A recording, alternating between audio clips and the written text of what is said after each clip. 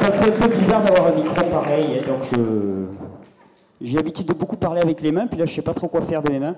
Je voulais déjà vous remercier tous d'être venus. Il y a un problème de retour là, non? Ah ouais, d'accord. Ah, ça va mieux là. Ça va mieux là? Ah ouais, non, parce que moi-même je m'assourdissais, c'était affreux. Donc je voulais vous remercier d'être venus tous aussi nombreux. Vraiment pour moi c'est super impressionnant, c'est aussi très très très motivant. Je vais commencer par deux petites annonces, puis après on va envoyer le feu. Première annonce, c'est pas Madame Dominique Voynet qui nous a offert la salle, c'est l'association, c'est une autre association qui s'appelle Régénère qui a financé cette salle. C'est cool? Non mais c'est bien. Ce que je veux dire par là, c'est qu'on va faire circuler 3 boîtes. L'entrée est libre et gratuite. C'est-à-dire que quand on dit libre et gratuite, c'est-à-dire qu'il n'y a pas de prix d'entrée. Par contre, s'il y en a qui ont envie de contribuer, je ne vous dis pas, c'est pas mal de milliers d'euros pour la salle avec le son. Si ça doit vous empêcher de vous payer des fruits et des légumes pour demain, mais gardez votre argent et payez-vous des fruits et des légumes. Par contre, si vous avez la possibilité de partager, merci. Et s'il doit y avoir des chèques à l'ordre de l'association Régénère, je ne prends que le liquide parce que sinon je suis obligé de déclarer.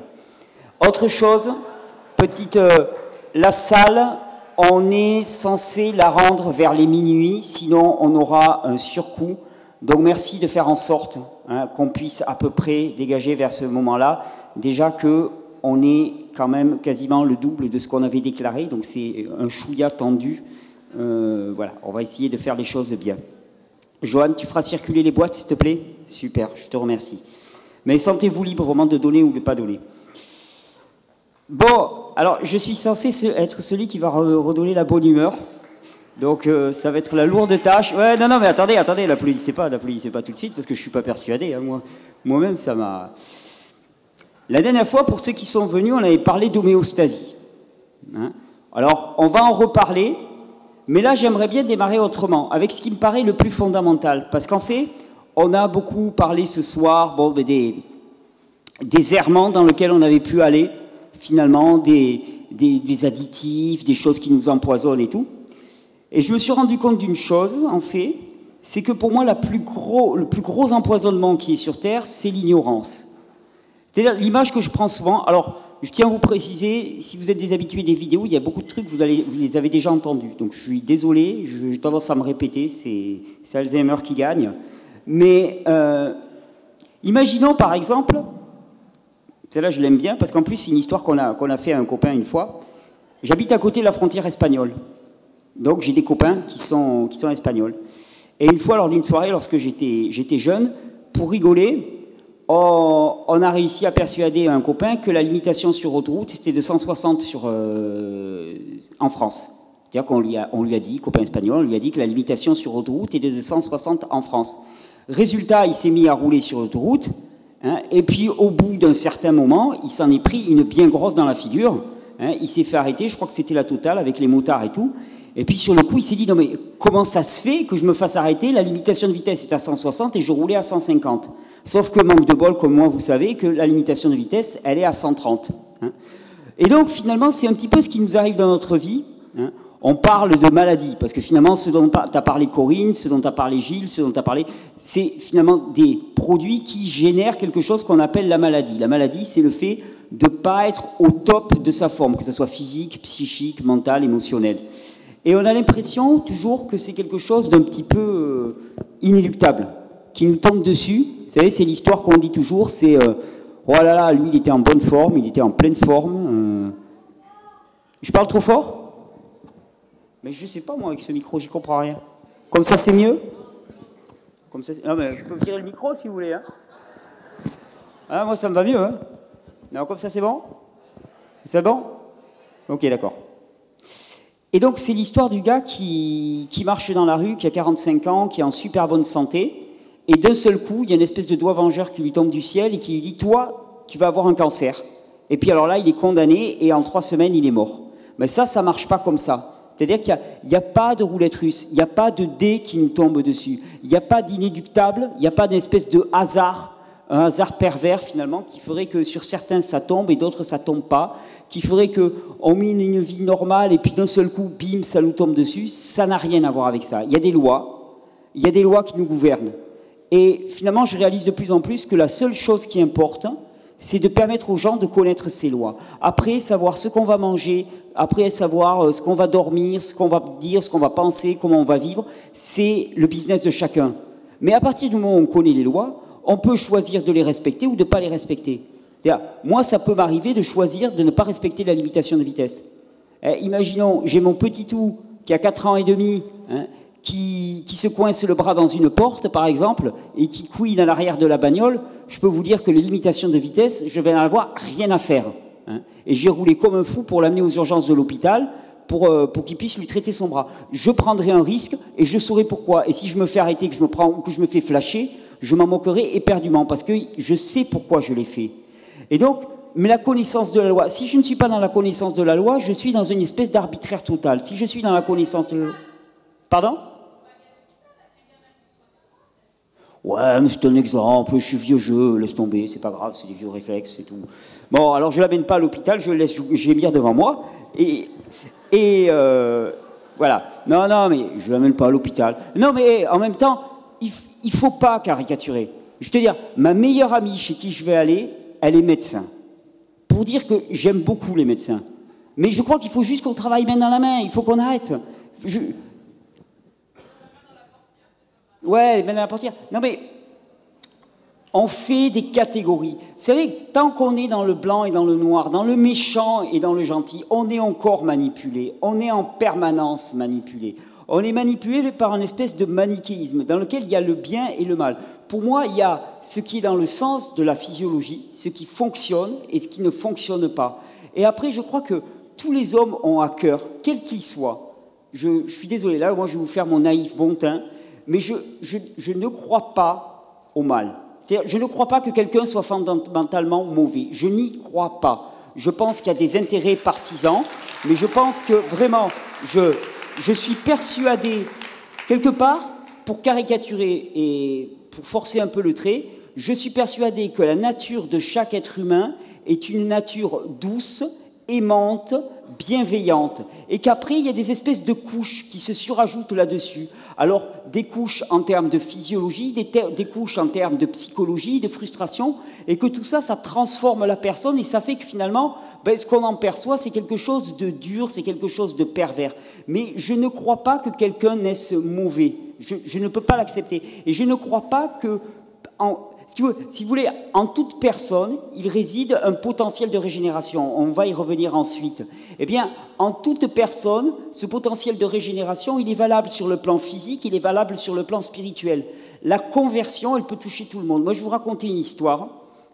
Jusqu'à mes 33 ans, je ne souhaite à personne d'avoir été mon ami.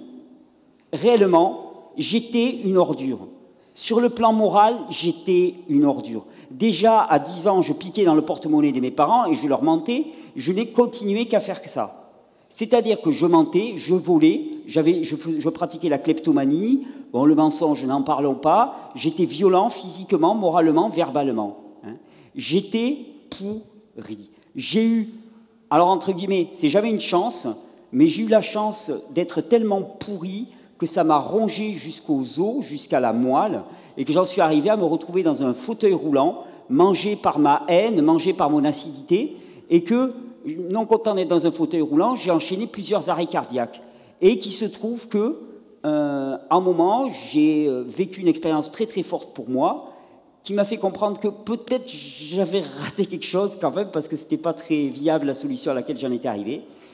Et du jour au lendemain, il y a eu un changement profond en moi au niveau moral. Ce changement profond, il n'a été possible que parce qu'il restait quelque chose de bon, quelque chose qui permettait la régénération en moi. Elle l'a permise au niveau physique, elle l'a permise au niveau psychique, elle l'a permise au niveau moral. Donc je ne crois pas qu'un individu soit à jamais mauvais. Je ne crois pas que ça soit possible. Et donc ce soir, c'est clair, je vais vous parler de régénération. Pour que la régénération soit possible, eh bien, il faut connaître les lois qui président à la régénération. Et deuxièmement, il faut leur donner les bonnes conditions. Alors, c'est clair que les conditions de vie actuelles ne poussent pas dans le sens de la régénération.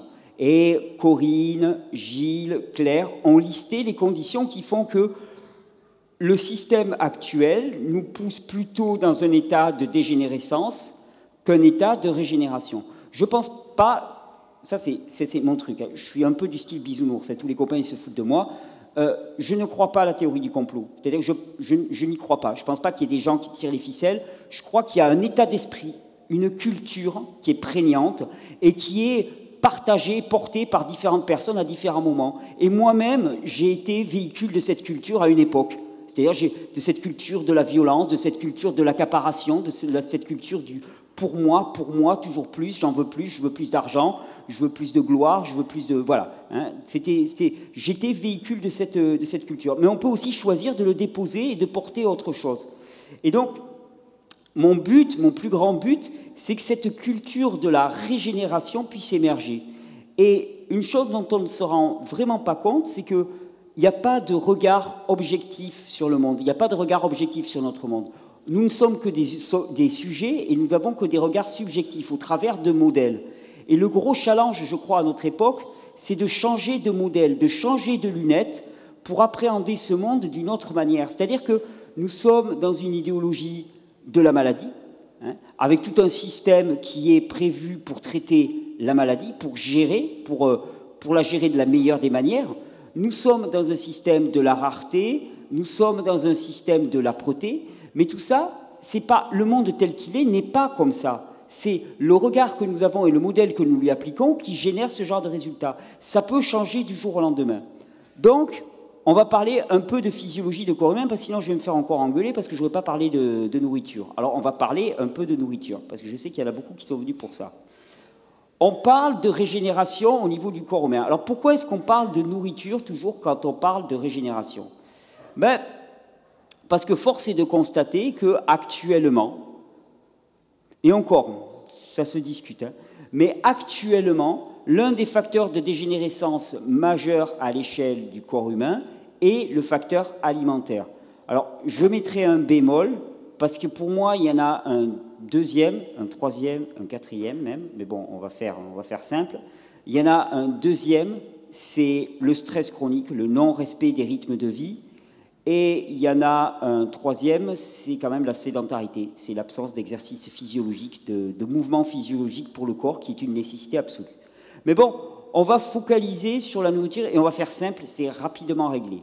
Pourquoi est-ce que la nourriture est un facteur aussi important? Et là, c'est vraiment très, très intéressant, et c'est quelque chose que j'ai très à cœur actuellement, c'est que, comme vous l'avez remarqué, quand on mange un produit, on le prend dans la bouche, il rentre, il se balade dans l'œsophage, on ne va pas faire de la physiologie, on va faire ça rapidement, il arrive au niveau de l'estomac, il y stagne plus ou moins, si ça ne se passe pas trop mal, il ne fermente pas trop, il ne se mélange pas trop, et il passe au niveau des intestins et du côlon.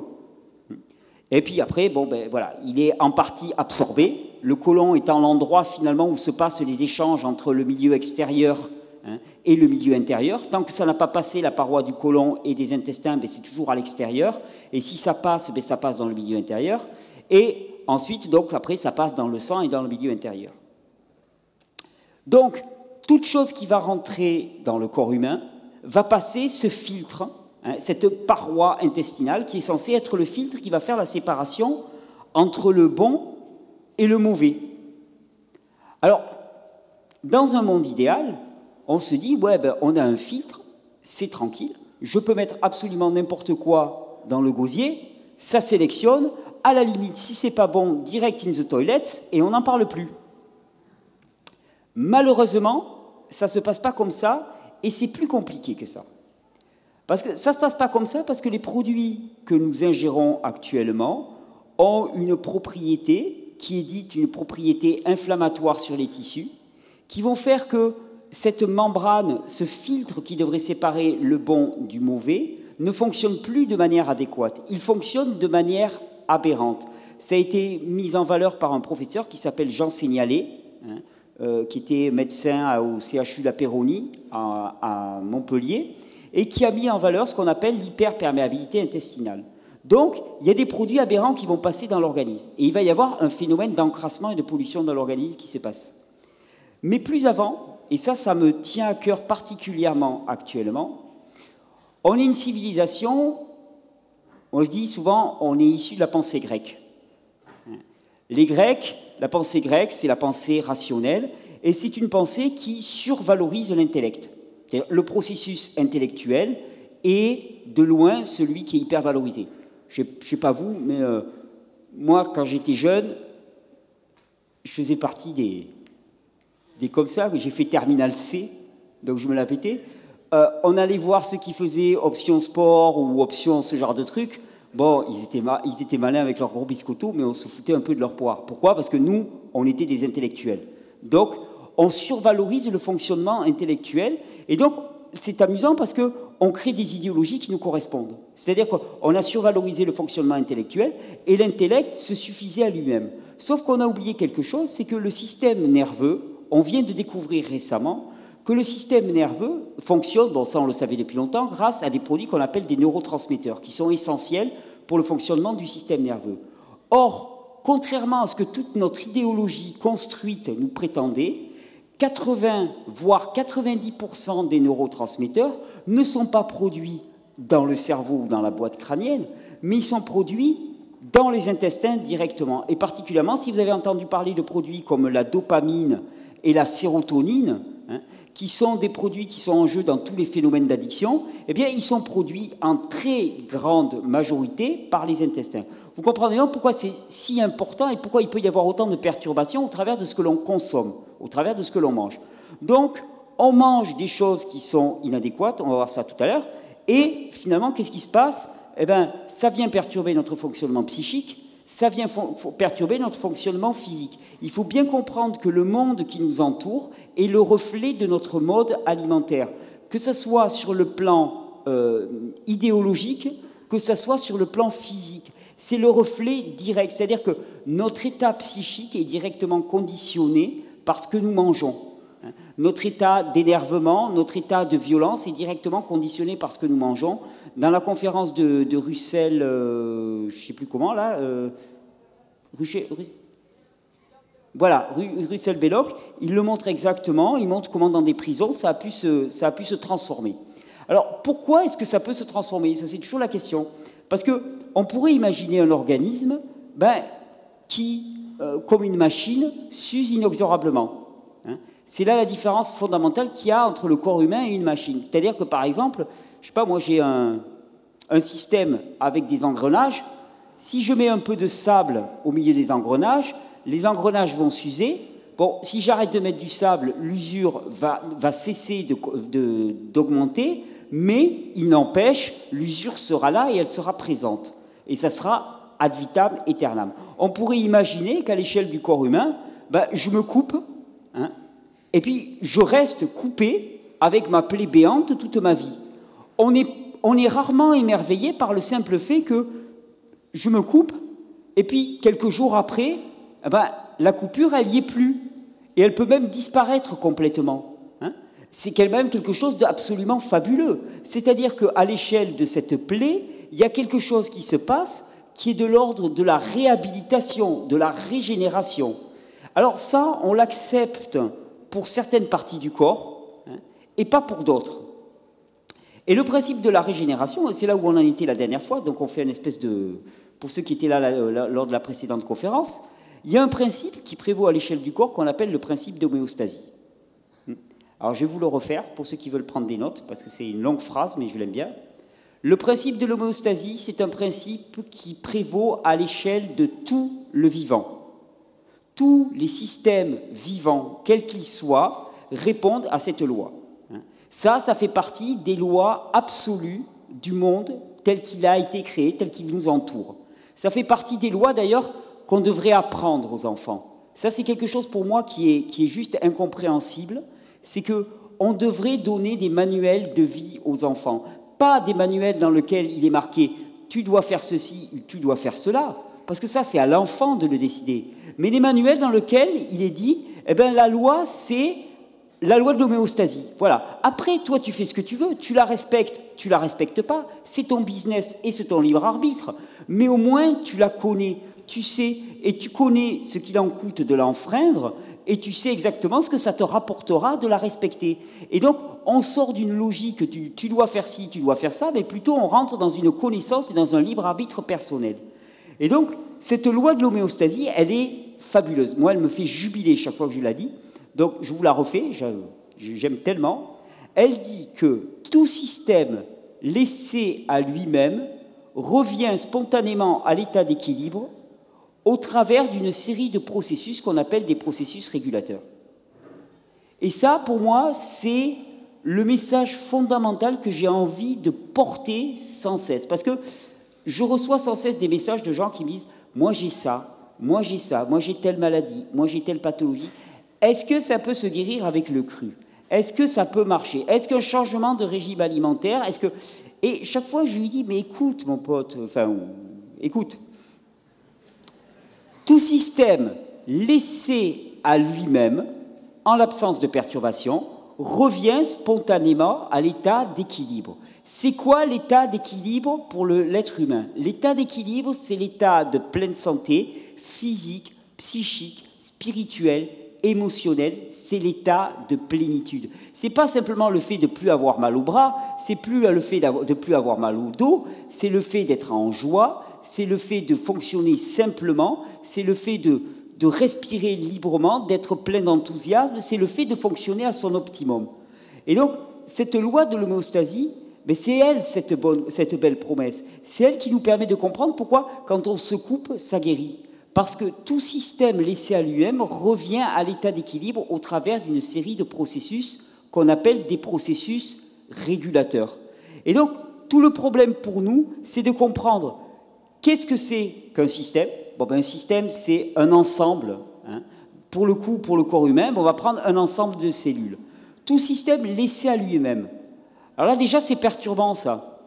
Parce que, je ne sais pas vous, mais d'habitude, quand on va mal, on cherche à prendre quelque chose pour que ça aille mieux. Hein, d'habitude. Hein, si tu as mal à la tête, tu prends un truc. Tu vas mal, tu as une douleur quelque part, tu prends un truc. Là, c'est tout système laissé à lui-même. Alors là, pour le coup, l'intellect, il en prend un coup, parce que ça veut dire, fiche-nous la paix, on se gère nous-mêmes. Tout système laissé à lui-même revient spontanément, alors, entre guillemets, on met tout système laissé à lui-même, entre parenthèses, en l'absence de perturbations. Donc il va s'agir de savoir qu'est-ce que peuvent être les perturbations, revient spontanément à l'état d'équilibre au travers d'une série de processus qu'on appelle des processus régulateurs.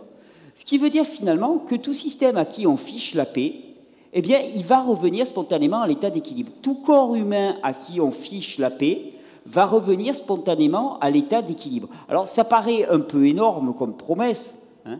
On se dit, non mais, attends, ça ne fonctionne pas. Alors, il y a énormément de témoignages qui permettent de l'attester. C'est le principe même du jeûne, par exemple. Hein. Le jeûne, c'est un truc, c'est juste aberrant. Tu as un gars, il a un cancer extrêmement avancé, en phase 4, 5, j'en sais pas. Il s'arrête de manger pendant 40 jours. Pendant 40 jours, il est malade, il est vert, il vomit, ça sort par tous les orifices. Voilà. Il y a des trucs qui se passent. Surtout, il ne fait rien pour l'empêcher. Au bout de 40 jours, il se relève, il va faire un scanner, il n'y a plus de tumeur cancéreuse. Ah. Alors là, qu'est-ce qui s'est passé? C'est un peu le gros miracle. Mais non, ce n'est pas le gros miracle. Ce sont ces processus régulateurs normaux qui sont présents dans le corps, qui se sont mis en branle et qui se sont activés. La connaissance de ces processus, la connaissance et la confiance dans ces processus est la base et la clé. Et quand, si vous suivez un petit peu les vidéos que je fais, tout ce que je me borne à dire en permanence, c'est illustrer ces processus. Parce qu'en fait, ce que nous voyons en permanence, c'est notre incrédulité. C'est-à-dire qu'on ne les connaît pas ou on croit que pour nous, ça va marcher. Ça marche pour tout le monde. Nous avons, comme tout organisme vivant, cette capacité de régénération en nous. Cette capacité de régénération, elle passe bien sûr par des canaux dans l'organisme. Il y a tout un ensemble qui est prévu pour l'élimination. Hein. L'élimination est la fonction première de l'organisme, et ça, on l'ignore complètement. C'est-à-dire que nous sommes une civilisation qui est bâtie sur la consommation. Hein. Donc, quand on va bien, on consomme. Quand on va mal, on consomme. Et il faut toujours ajouter, ajouter, ajouter. Or, on se rend compte que la plupart des dysfonctions dans le corps humain ne sont pas dues à des manques, mais ils sont dus à des pléthores, à des accumulations, à des congestions. Et la fonction d'élimination est la fonction essentielle dans le corps humain. Je dirais que la fonction de régénération, c'est avant tout une fonction d'élimination. C'est ça qui est essentiel à l'échelle du corps humain. Un petit exemple, c'est si on laisse, si on a une pièce, par exemple, on a une pièce dans sa maison et on laisse s'accumuler les immondices, eh bien, rapidement, on ne pourra plus apporter de choses nouvelles et propres dans cette pièce sans qu'elle soit souillée immédiatement par les immondices. On ne pourra même plus rien y faire rentrer parce que tout sera ces immondices accumulés. Or, nous sommes une civilisation eh bien, qui, par idéologie, qui, par culture, a décidé finalement de mettre l'accent sur la consommation et non pas sur l'élimination.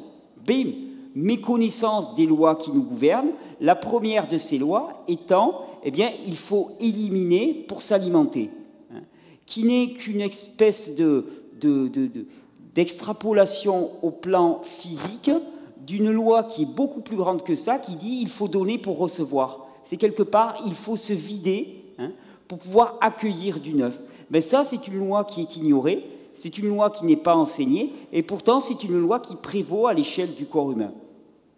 Et donc, dans cette idée de régénération, il y a quelque chose, moi, qui me plaît beaucoup, parce que c'est une espèce de nique qui est faite à l'inéluctabilité et à l'inexorable. Parce que je ne sais pas combien d'entre vous ont vécu ça, quand on a un proche, quand on a soi-même un diagnostic lourd, que ce soit en termes de maladies physiques, de maladies psychiques, souvent on se trouve un peu assommé.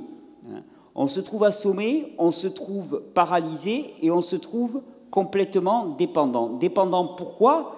Parce que comme toute notre idéologie nous pousse à chercher le remède à l'extérieur, on est dépendant de l'autorité ou du produit qui va nous permettre de recouvrer la bonne santé.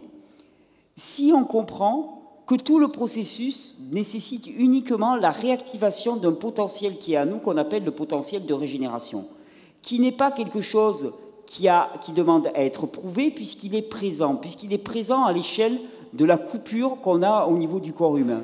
Eh bien, si on comprend que tout ce qui nous est demandé, c'est de réactiver ce processus en donnant simplement les conditions adéquates pour que ce processus puisse se réactiver, à ce moment-là, on reprend la main. Et c'est ça que je trouve absolument fabuleux. Et je pense que c'est ce qui met en marche, en branle autant de personnes, parce que je vois qu'il y a beaucoup de gens qui sont touchés par ce message. C'est cette capacité à se réapproprier les choses, à redevenir acteur, à ne plus finalement s'effondrer et être comme des mendiants en train de quémander une solution, mais d'un seul coup à dire, voilà, je prends ma responsabilité. On n'est pas coupable. On n'est pas coupable des erreurs qu'on a faites sur le plan alimentaire, que ce soit pour nous, que ce soit pour nos enfants. On n'est pas coupable de nos erreurs en termes de choix de vie. On n'est pas coupable. Pourquoi ? Parce qu'on ne connaissait pas la loi. Si on connaît la loi, il y a une culpabilité qui apparaît. Mais il ne peut pas y avoir de culpabilité parce qu'on ne connaît pas la loi. Je veux dire, mon pote espagnol qui s'est pris une contredanse parce qu'il roulait à 150, il est responsable d'avoir roulé à 150, il n'est pas coupable. On s'était fichu de lui. Il ne peut pas être considéré comme coupable. Eh bien, nous, c'est exactement pareil. On n'est pas coupable de nos erreurs. Par contre, on est responsable.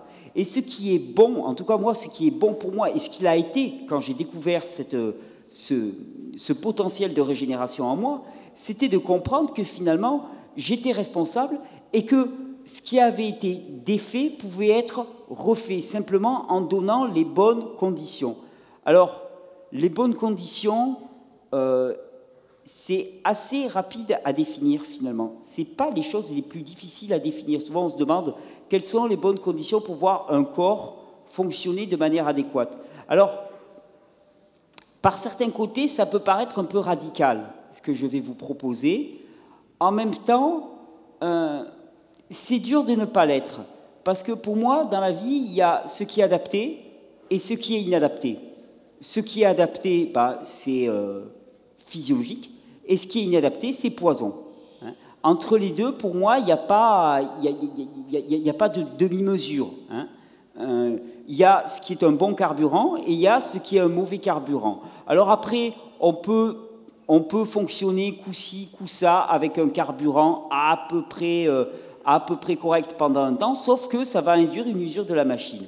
Alors, quand on essaie de définir les bonnes conditions qui permettent ces phénomènes de régénération, eh bien, sur le plan alimentaire, c'est tout simple, c'est la nourriture physiologique pour laquelle l'humain a été créé. C'est quoi la nourriture physiologique pour laquelle l'humain a été créé? Eh bien, globalement, c'est les fruits et les légumes.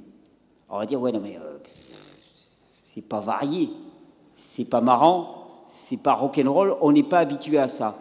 Eh bien, pourtant, c'est exactement ce pourquoi nous avons été créés. Alors après, on a le droit de diverger, on a le droit de faire d'autres choix, simplement à partir du moment où on diverge, où on fait des autres choix, et si on connaît la loi qui dit que finalement on a été façonné, on a été élaboré pour fonctionner sur ce type de produit, eh bien, à partir du moment où on va diverger, il va y avoir des conséquences. Et à partir du moment où on va revenir par contre à ce pourquoi nous avons été faits, eh bien, les programmes normaux qui nous sont promis de régénération vont enfin s'activer. Et donc, c'est dans ce jeu-là que se passe tout ce phénomène de régénération. C'est dans cette notion-là, finalement, de respecter ces lois. Alors, les lois, au niveau du corps, elles sont simples, je vous l'ai dit, c'est respecter la capacité éliminative du corps. C'est-à-dire permettre au corps d'éliminer tous les déchets, tout ce qui s'est accumulé et tout ce qui empêche le fonctionnement normal. Parce que finalement, la plupart de ce qu'on appelle maladie ne sont que des phénomènes d'encrassage.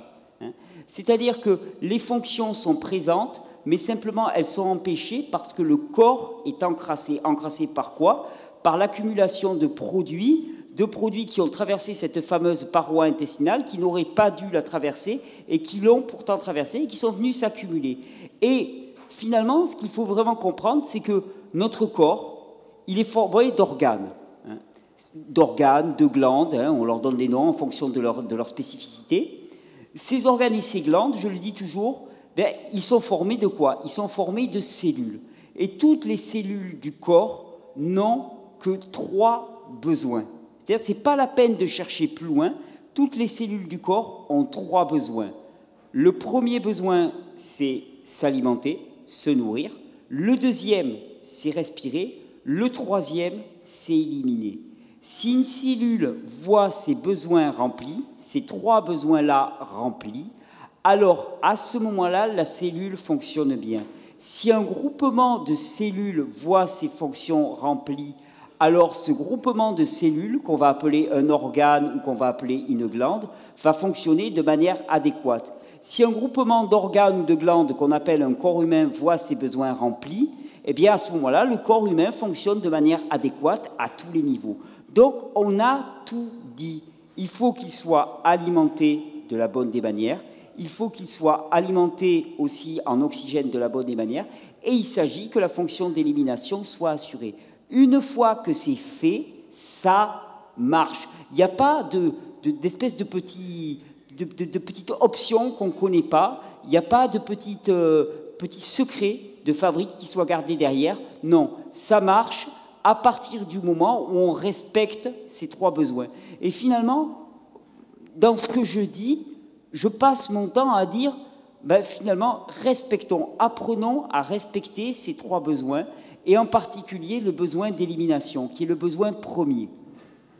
Apprenons à respecter ces 3 besoins, et n'allons pas chercher plus loin, parce qu'il n'y a pas besoin, d'aller plus loin. J'ai un ami à moi que j'aime beaucoup, qui s'appelle Éric Escoffier, qui enseigne une science qu'on appelle la permaculture, et qui dit toujours « Ne créons pas des modèles théoriques plus complexes que nécessaires ». C'est-à-dire, ça ne sert à rien d'avoir des modèles extrêmement complexes. Ce qui nous importe, c'est d'avoir des modèles efficaces.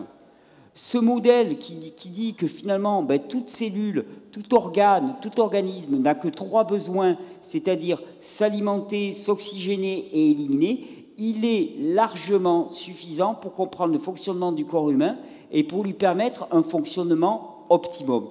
Et donc, c'est au travers de ces 3 notions, finalement, qu'on va pouvoir aller d'un état de dégénérescence à un état de régénérescence. Alors, des témoignages, il y en a énormément. Et d'ailleurs, je le partageais ce matin. Le témoignage est séduisant, mais le témoignage, pour moi, il a une limite. c'est qu'il nous éloigne de la pleine conscience de la réalité. C'est-à-dire que tant qu'on fonctionne au témoignage, hein, parce que des gens qui vont vous témoigner, voilà, j'ai changé mon alimentation et j'ai vu des fonctions de mon corps se régénérer de façon spontanée. Dans cette salle, il va y en avoir des centaines de personnes qui vont pouvoir vous dire ça. Sauf que, à l'inverse, vous allez pouvoir tomber un jour ou l'autre sur des personnes qui vont vous dire, ben moi j'ai changé mon alimentation comme le dit Thierry, et puis moi ça n'a pas marché, j'allais plus mal, j'ai perdu mes cheveux, ça arrive, parce que des fois c'est un phénomène ponctuel, parce que des fois aussi il y a quelque chose qui n'a pas marché, qui n'a pas été compris et tout. Tant qu'on fonctionne au témoignage, on est brinque-ballé de l'un à l'autre. Par contre, si on fonctionne à la pleine compréhension du fonctionnement du corps humain, les témoignages, on s'en fiche. À la limite, moi je dis toujours, quand j'ai commencé les vidéos, Gilles se moquait de moi tout à l'heure en disant que je ressemblais à un cure-dent, mais quand j'ai commencé les vidéos, c'était même pas un cure-dent, ou alors c'était un cure-dent qui avait été rongé, quoi. Parce que j'étais très faible. Et je me dis, à cette époque-là, il y a quand même des gens qui ont écouté un gars qui avait l'air d'être au bord de la mort, hein, et qui ont quand même écouté. Et je dis, ceux-là, mais vraiment, je suis ému, parce que je me dis, ils ont saisi la vérité qu'il y avait dans mes paroles, bien que je ne l'incarne absolument pas, bien que je ne le manifeste pas encore. Et ça m'a toujours énormément touché. Arriver à avoir une compréhension, une révélation qui soit tellement forte qu'elle n'ait pas besoin du témoignage des autres pour avancer. Parce que le problème, c'est que le témoignage des autres, comme notre propre témoignage, il est dépendant des modèles que nous adoptons. Je vais vous dire un truc, par exemple, si on fonctionne comme ça au témoignage et à la sensation, au sensuel, ça peut faire qu'au moindre gros phénomène de détoxination dans le corps, dans notre corps, on va prendre peur. On va prendre peur et on va se dire, oula, moi ça marche pas, ou là ça devient trop violent, j'ai peur et tout. Par contre, si on sait ce qui se passe, si on a cette certitude qui est ancrée en nous, on va être inébranlable. C'est un petit peu ce qui se passait il y a 2 jours de ça. J'ai été très ému parce qu'il y a quelqu'un qui est devenu un ami, qui vit une situation très difficile avec son fils. À 15 ans, son fils, il a développé une tumeur au niveau osseux, hein, tumeur de la moelle épinière, à 15 ans, de la moelle osseuse. À 15 ans, c'est bien jeune. Et puis, il a été traité en chimiothérapie, radiothérapie. Puis, entre-temps, finalement, il a découvert un petit peu le message de la régénération. Donc, il a commencé à changer le mode alimentaire de son fils. Il a tout bien fait. Il a mis son fils aux fruits et aux légumes, et il lui fait des cataplasmes et tout. Enfin, voilà, il lui fait la totale, le pack complet. Hein. Et il y a 2-3 semaines de ça, lors d'un contrôle de routine, on a détecté 9 foyers cancéreux dans son fils. Hein. Donc là, sur le coup, il était abasourdi. Hein. Là, il se dit, waouh! Premier coup de semence, il se dit, bon Dieu, ça fait 1 an et demi qu'on fait, entre guillemets, tout bien, et malgré ça, il a 9 foyers cancéreux. Et heureusement, il lui a fallu très peu de temps pour dire, ok, j'entends ça, mais je ne le considère pas. Pourquoi je ne le considère pas? Parce que je sais très bien que ce que je fais actuellement, avec mon alimentation, avec le mode de vie que j'ai choisi pour mon fils, est le seul et unique processus par lequel une régénération va être possible. Donc, si ces phénomènes-là apparaissent maintenant, c'est qu'ils étaient déjà en cours précédemment. Or, c'est le cas. On sait que pour qu'une tumeur soit détectable au scanner, elle met presque 9 ans de développement. Donc, ça fait déjà 9 ans qu'elles étaient en développement, ces tumeurs-là. Et donc, quelque part, cette foi, cette confiance, cette détermination ancrée en lui font que malgré les signes qui viennent de l'extérieur, qui peuvent être perturbants, il va continuer coûte que coûte. Et c'est d'ailleurs sa seule chance, parce que quand on en parlait au téléphone, je lui disais, mais est-ce que tu as un plan B? Parce qu'il doutait quand même. Hein. Il me disait, ouais, tu comprends, depuis 1 an et demi, on fait tout bien. Et puis, bon, je sentais qu'il était tangent. Et moi, je lui ai dit texto, je lui ai dit, est-ce que tu as un plan B? Est-ce que tu as autre chose? Est-ce que tu as autre chose qui te permette d'envisager que ton fils aura un jour une vie normale? Et il m'a dit, non. Et bien, j'ai dit, ben voilà. Donc, c'est fini, on n'en parle plus, t'arrêtes la gamberge et tu vas lui faire un jus à ton fils. Parce que c'est ça dont il a besoin. Et quelque part, pour moi, c'est vraiment le plus important. C'est pour ça que je passe mon temps à essayer d'enseigner la physiologie et le fonctionnement du corps humain. Et je n'ai pas voulu le faire ce soir, parce que pour ceux que ça intéresse, j'ai plutôt tendance à être logoréique.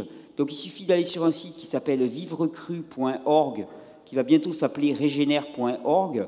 Et là, vous allez voir, je m'étale et je m'étale et je m'étale pour expliquer la physiologie. Donc je ne vais pas vous le refaire. Mais pour moi, la connaissance de la physiologie nous affranchit de l'arbitraire, nous affranchit de la peur, nous affranchit de la dépendance à des autorités et nous redonne notre pleine responsabilité.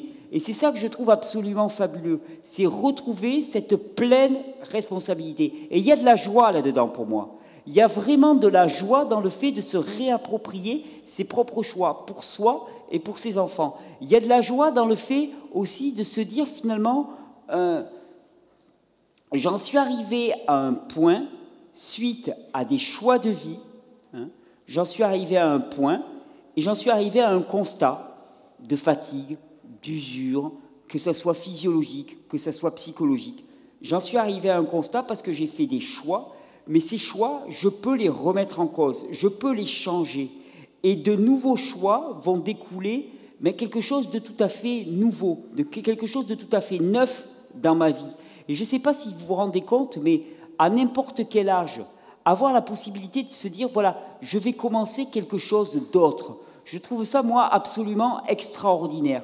Peu importe ce qu'il y a eu avant, peu importe ce que j'ai vécu sur le plan physique, peu importe ce que j'ai vécu sur le plan même moral ou psychologique, eh bien, je peux redémarrer quelque chose de neuf. Il y a quelque chose de neuf qui peut émerger. C'est pas foutu. C'est pas, quand je me suis coupé, ça va pas rester une blessure béante à vie. Je vais pas balader mes blessures béantes toute ma vie. Et même si j'ai 60 ans, et même si j'ai 70 ans, je ne vais pas balader mes blessures béantes à vie. Mes blessures, elles peuvent cicatriser. Il peut y avoir quelque chose de neuf, il peut y avoir du tissu neuf qui va apparaître à ce niveau-là. Et c'est ça qui est extraordinaire pour moi. Et c'est ce message d'émancipation, ce message d'espoir que j'ai vraiment à cœur de partager et qui est tout simple, qui réside simplement dans des choix de mode de vie. Parce que j'inclus vraiment choix de mode de vie, ça inclut des choix alimentaires, des choix de rythme de vie, des choix de mode de vie. Le terme se suffit à lui-même, des choix de mode de vie. Alors des fois, ils peuvent être impressionnants, ces choix de mode de vie, parce qu'ils sont, par certains côtés, en rupture avec le mode de vie actuel. En même temps, le nombre de personnes qu'il y a dans cette salle me convainc de penser que nous sommes de plus en plus à être touchés par ce message, à être interpellés, à être émus et à être mis en mouvement pour ce message. Et quelque part, c'est ce que j'appelle tout le temps, je me dis, finalement, je ne connais qu'une seule façon de faire évoluer une personne, c'est ce que j'appelle l'entraînement par la joie. C'est-à-dire que la coercition n'a jamais mené à un véritable apprentissage. On n'apprend rien par la coercition. J'ai passé... Non mais je vais vous dire, je suis un pur produit de la coercition. 2 parents enseignants. Priez pour moi. Professeur d'économie et professeur de maths. T'as pas le choix. T'as pas le choix. Tu peux faire ce que tu veux. J'étais au niveau comportemental, j'étais pourri à l'école. J'arrêtais pas de me faire exclure. Tout ce qu'on me demandait, c'était de ramener des bonnes notes. Mon père se moquait éperdument de savoir ce que je faisais au lycée, mais par contre, il fallait que je ramène des bonnes notes. Tout mon apprentissage s'est fait sur la coercition. J'ai passé 6 ans en fac. Je ne me souviens de quasiment rien de ce que j'ai appris. Strictement rien. Tout ce que j'ai appris, je l'ai appris par la joie. Et c'est pour ça que je crois que ce message de la régénération, ici, il est fort, parce que finalement, je me dis, les gens qui goûtent à ce message, bon, c'est clair que les premières semaines, il faut le savoir, voire les premiers mois, il peut y avoir des temps d'ajustage. Donc, pendant les premiers mois, on disparaît et on essaye de ne pas persuader ses voisins, on ne leur dit pas ce qu'on fait, hein, parce que sinon, ils ne vont pas y croire. Parce que c'est vrai que les premiers temps, effectivement, un organisme à qui on arrête d'apporter des éléments nocifs, qu'est-ce qu'il fait? Il commence à se nettoyer. Alors, c'est vrai qu'il y a le truc classique, je le dis toujours, il faut éviter les effets d'annonce parce que, histoire typique, hein, on est à 3 semaines ou 4 semaines d'un gros repas de famille, on découvre les vidéos que je fais ou d'autres vidéos qui vont dans ce sens-là, on prévient toute sa famille, tous ses amis, je change mon mode alimentaire, et vous allez voir ce que vous allez voir dans un mois, je vais péter la forme. Là, je vais arriver, le king, vous allez tous être convertis, vous leur sortez tous les discours pour le repas de Noël et tout. Manque de bol, vous arrivez, ça fait un mois que finalement, en arrêtant les poisons majeurs, comme je les appelle, ça commence à nettoyer de plus belle à l'échelle du corps humain. Et qu'est-ce que vous arrivez, vous allez voir votre famille et vos amis, vous n'avez jamais été aussi fatigué, boutonneux, ça sort par tous les orifices. Hein, non mais c'est vrai, c'est horrible. Donc il faut se garder de l'effet d'annonce. Il peut y avoir un temps d'adaptation, ça dépend des individus, ça dépend de la force du système nerveux, ça dépend de la capacité à éliminer de chaque corps. Mais il n'empêche que la résultante, au bout qui ne doit pas être si long que ça doit être quelque chose de mieux. Hein. On n'est pas dans une idéologie. Hein. Il ne s'agit pas d'adhérer à une religion ou à une idéologie. Il ne s'agit pas de faire ça. Et puis, il y a des gens, par exemple, ils me disent « Ouais, je me mets à manger cru, et puis ça fait 2 ans, ça fait 3 ans, et ça va de pire en pire. » Mais là, je lui dis « Mon pote, là, mais là, il y a un truc qui a été raté, là. Hein, parce que 3 ans, c'est pas normal. Si tu vas pas mieux, t'accroches pas, quoi. Ça n'a aucun sens. Continue pas. » Alors, il me dit « Oui, mais intellectuellement, ça me plaît. » Mais je dis, mais attends, mais intellectuellement, ça te plaît, mais physiquement, ça te plaît ou quoi, ce que tu es devenu là, hein? Tu vas de plus en plus mal, tu es de plus en plus maigre, tu es de plus en plus gris. Il y a un problème. Il y a un problème. Il y a un truc qui n'a pas été compris. Les fruits qu'on doit goûter, ils doivent être quand même à la hauteur de la promesse qu'on a reçue.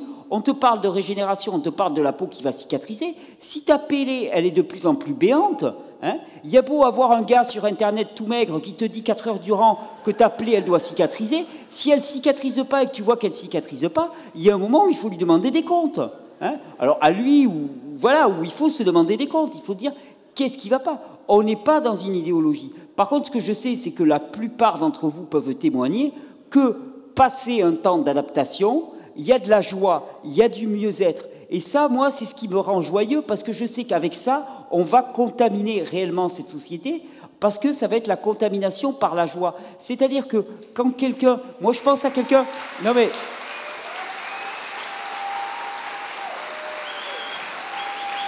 Mais c'est le seul moyen de faire évoluer les choses. C'est pas en disant à quelqu'un, tu dois pas manger de pain, hein, que tu vas arriver à le persuader de quoi que ce soit. Par contre, moi, je peux vous dire un truc. J'ai la chance de vivre cette expérience. Je suis pas papa, je suis beau papa, hein, mais ma femme a un fils, donc c'est un peu compliqué. Enfin voilà, d'avoir un enfant sous ma responsabilité. Cet enfant, il a bientôt 5 ans.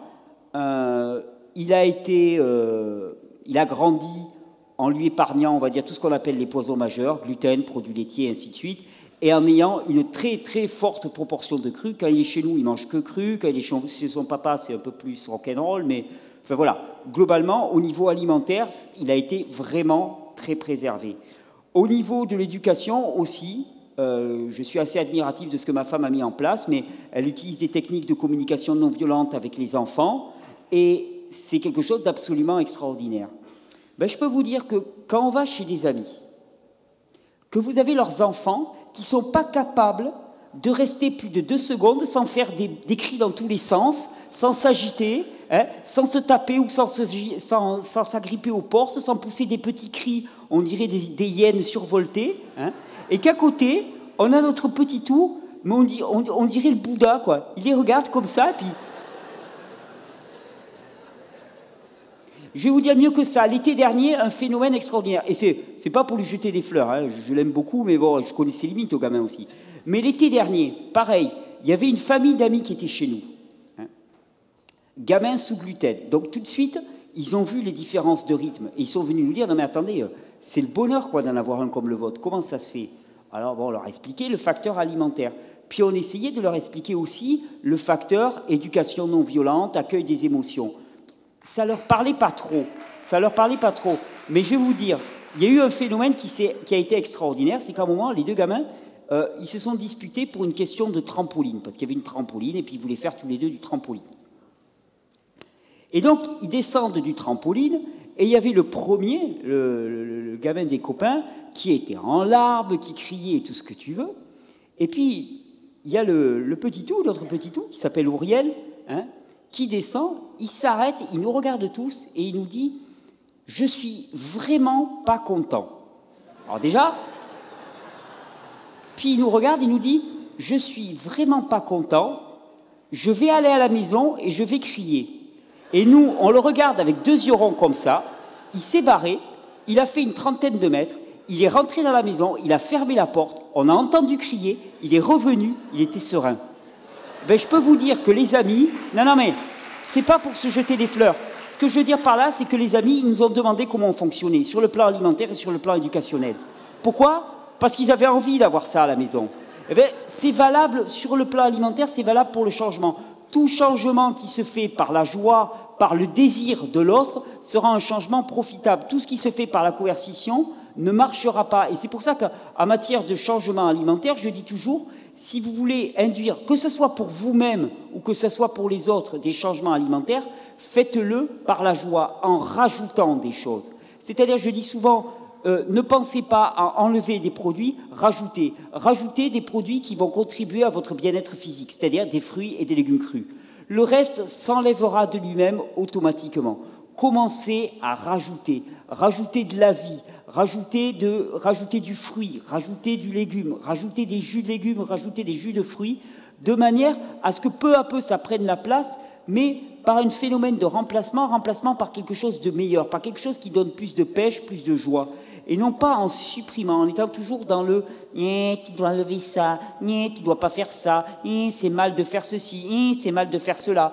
On a fonctionné à la culpabilité en permanence jusqu'à maintenant, et je pense qu'il ne peut pas y avoir de changement si on ne change pas aussi sa façon d'appréhender la guérison, comme on l'appelle. Pour moi, ça doit être une guérison par la joie. Et la régénération, c'est avant tout un message de joie. C'est un message qui dit, quel que soit l'état de la personne, cette personne peut être relevée. Et je dirais même pas se relever, parce qu'on n'y est pas pour grand-chose. Notre seul job à nous, ça va être premièrement de ne pas entraver les mécanismes qui vont nous permettre de nous relever, et puis peut-être de leur donner un contexte favorable pour qu'ils puissent émerger. Mais à la limite, primo non nocere. Premièrement, ne pas nuire. Donc, si on ne sait pas, il vaut mieux laisser faire, donner les conditions propices et laisser faire. Et finalement, il y a beaucoup de joie là-dedans, parce que ça dit que n'importe qui peut se relever à n'importe quel moment et quel que soit l'état. Tout système laissé à lui-même revient spontanément à l'état d'équilibre. Et pour moi, c'est une fabuleuse bonne nouvelle.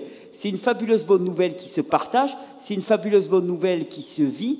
Et je dis toujours, n'attendons pas d'un système qu'il génère les conditions de son propre changement. On ne va pas demander au système tel qu'il est actuellement de créer en lui-même les conditions qui vont le changer, le faire transformer. Tout système veut rester stable. Tout système vise à sa stabilité.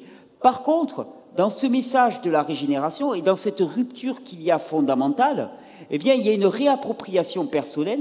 Et là, il y a quelque chose d'autre qui peut émerger et qui, pour moi, est très, très fort, qui n'est pas en opposition à quoi que ce soit, qui n'est pas en opposition à ce système, qui n'est pas à fustiger un tel ou à fustiger un tel, qui est simplement à proposer quelque chose. On fait un pas de côté, on change complètement de modèle, on change complètement de paradigme.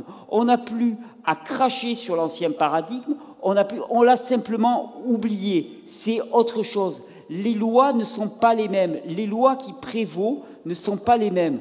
Les lois dans le domaine de la régénération sont pour moi les lois évidentes qui gouvernent notre vie, et ce ne sont pas les lois qui gouvernent dans le monde dans lequel nous vivons actuellement. Il y a des lois dans le monde actuel, par exemple, qui dit, eh bien, prends le maximum, accapare-toi le maximum pour toi. Eh bien, dans le monde de la régénération, je dirais, dans le vrai monde, pour moi, eh bien, le principe même, c'est il faut donner pour recevoir. Il faut se vider, il faut éliminer pour recevoir du neuf.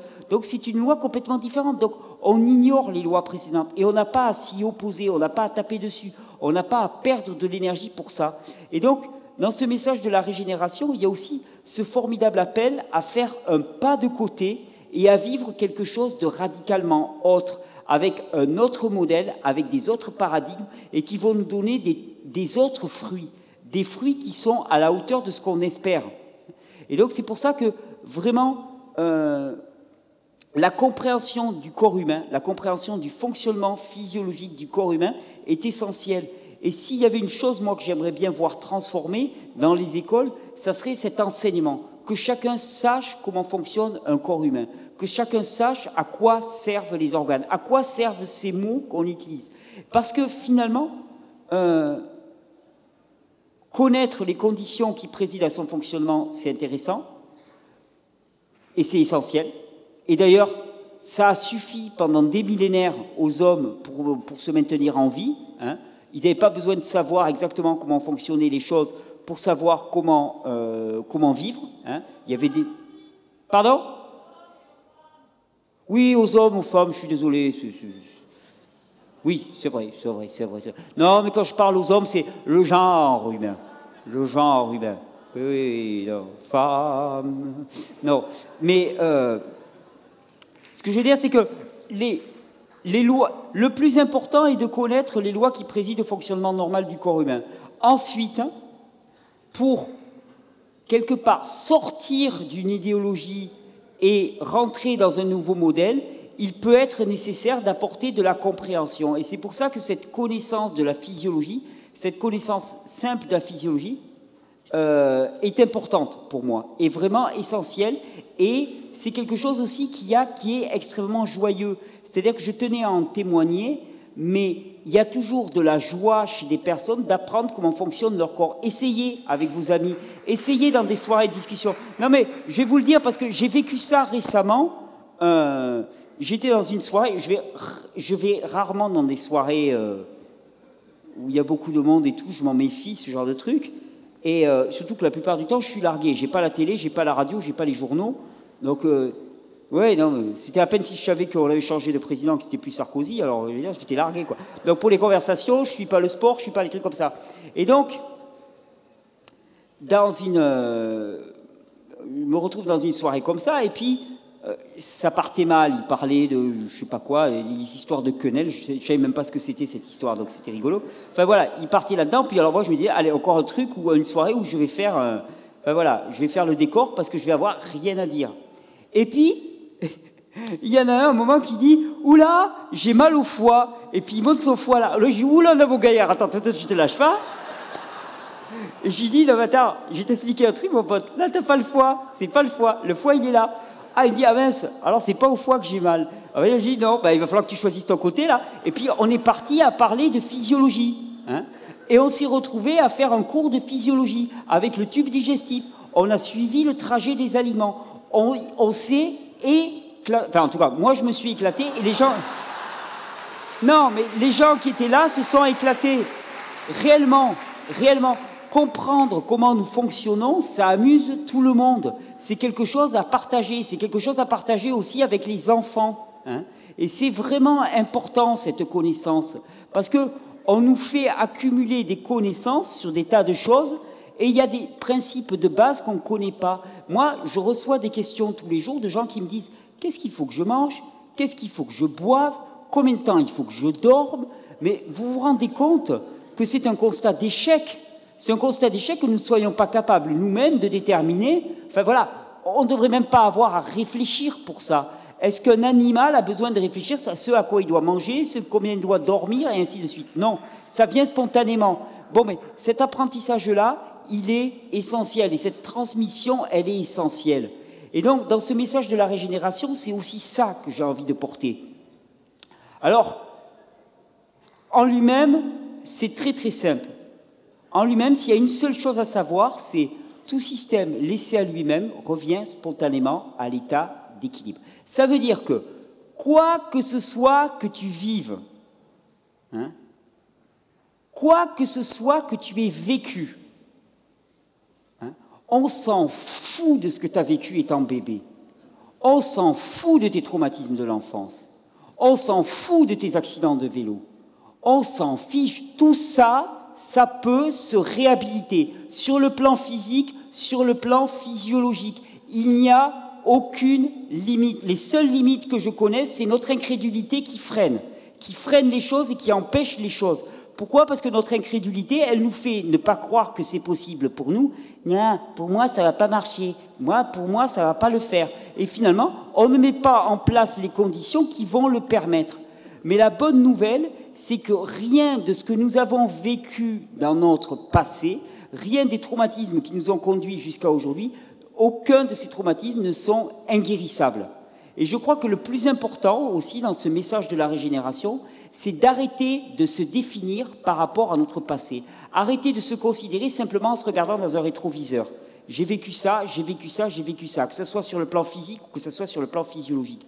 Tout ça, ça peut se réhabiliter. Tout ça, ça peut se guérir à partir du moment où on donne les bonnes conditions. Et c'est pour ça que, souvent, il y a une loi, par exemple, qu'on ne nous enseigne pas. Alors, je suis désolé, ça fait un peu prêchi-prêcha, mais en même temps, c'est une loi qui voilà, je ne peux pas en faire l'économie. Il y a une loi qui dit « il faut croire pour voir ». Si vous ne croyez pas que les jus de légumes et qu'un changement alimentaire peuvent changer votre vie, vous n'allez pas commencer à changer votre hygiène alimentaire. Et donc, vous allez rester toujours aussi artistique, violent, dépressif, ou ainsi de suite. Par contre, si vous y croyez fondamentalement à ce message, et donc que vous mettez en œuvre les choses qui vont permettre la manifestation des fruits, eh bien, vous allez voir. Et cette loi, il faut croire pour voir, elle est pour moi essentielle. Et c'est pour ça que témoigner, mais par notre témoignage vivant, non pas par notre témoignage verbal, mais par notre témoignage vivant, par ce que nous vivons, ce que nous incarnons et ce que nous irradions, est pour moi essentiel. C'est parce que les autres commenceront à croire en voyant notre transformation qu'eux-mêmes s'y mettront, et ceux qui auront cru, eh bien, ils verront, tout simplement. Parce qu'ils mettront en branle et ils mettront en action tous ces phénomènes-là. Donc, je suis fondamentalement, mais vraiment heureux de voir tout le monde qui s'est déplacé ce soir. Parce que je me dis, ça a démarré, en tout cas pour moi, hein. Alors, je n'ai pas la prétention de penser que tout le monde est venu pour m'écouter, mon petit ego, mais ça a commencé tout petit, il y a 3 ans. Hein. Je n'avais même pas une dent, et je parlais comme ça. Je vais vous parler de la vérité. Voilà. Et il y a eu des gens assez fous pour y croire. Hein. Et puis, ils étaient assez fous pour y croire, et puis ils ont vu que ça marchait. Ils se sont dit, à la limite, il a une drôle de tête, mais ça marche. Alors, les gens croyaient me faire plaisir. À l'époque, souvent, ils m'envoyaient un message en me disant, la première fois que j'ai vu une de tes vidéos, j'ai pris peur. Mais après coup, je suis revenu. Alors, c'était censé être flatteur. Bon, sur le coup, ça claque, mais bon, peu importe.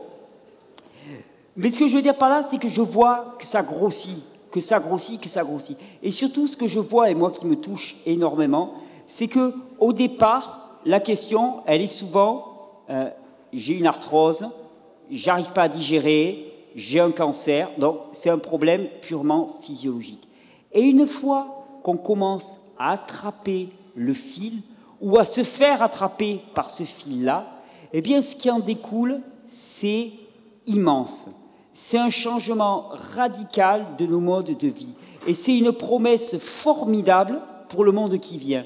C'est une promesse formidable parce que ce qu'on constate, et quand on regarde objectivement le monde dans lequel on vit actuellement, eh bien, on a l'impression d'une lente décroissance, finalement, et d'un lent phénomène de dégénérescence. Eh bien, la promesse, c'est que la pente, elle peut être complètement inversée.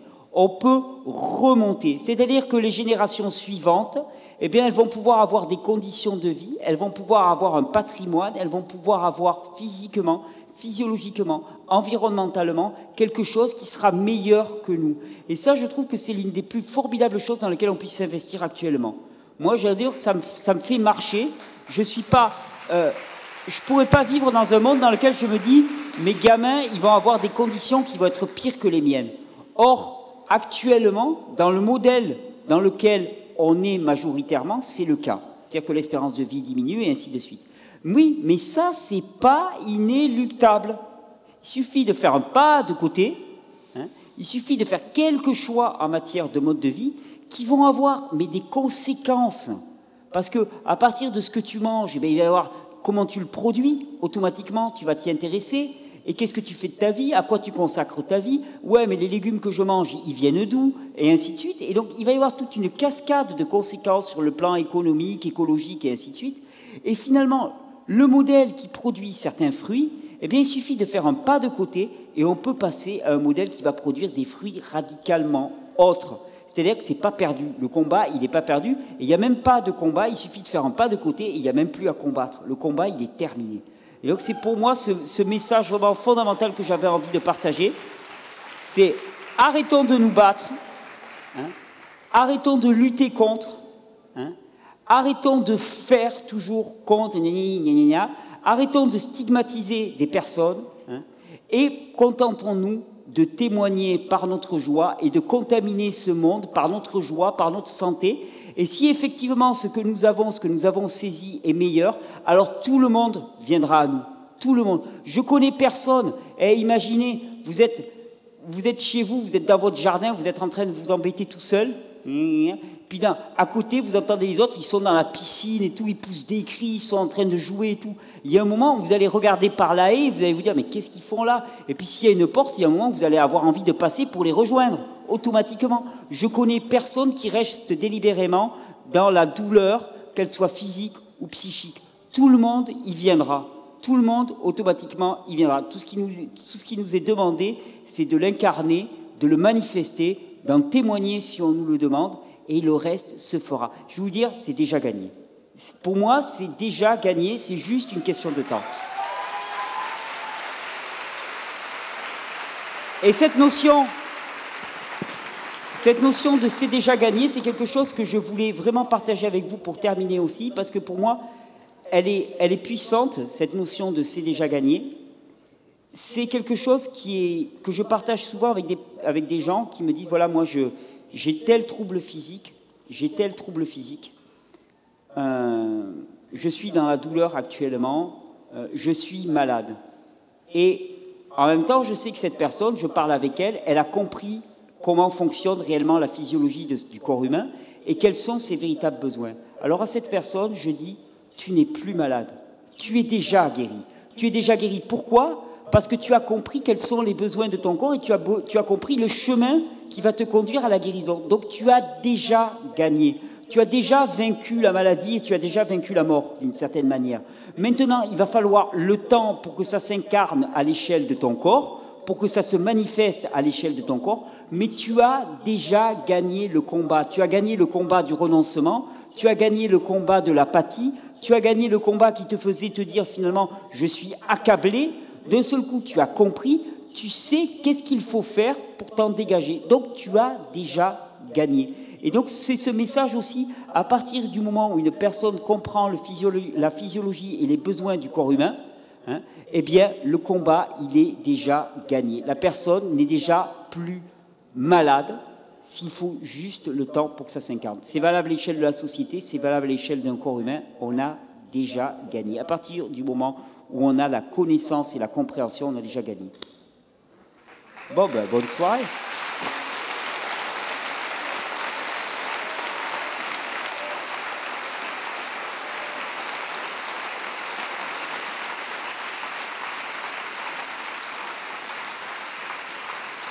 Je vous remercie beaucoup.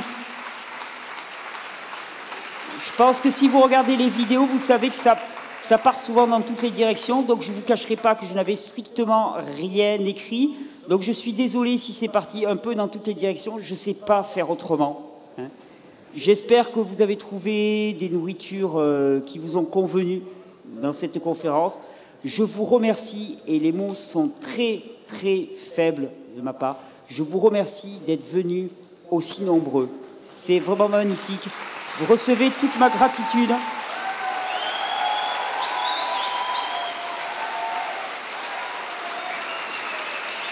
Merci aussi parce que je sais que nombre d'entre vous,